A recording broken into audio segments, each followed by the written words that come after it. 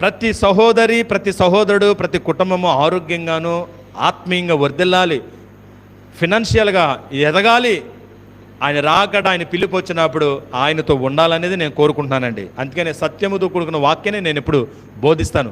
యోహాను సువార్త 17:17 అంటాడు, సత్యమునందు నేను ప్రతిష్ఠించాలనుకుంటున్నానండి, సత్యముందు నేను ప్రతిష్ఠించాలనుకుంటున్నాను. కాబట్టి సత్యానికి సొవ్వాలంటండి.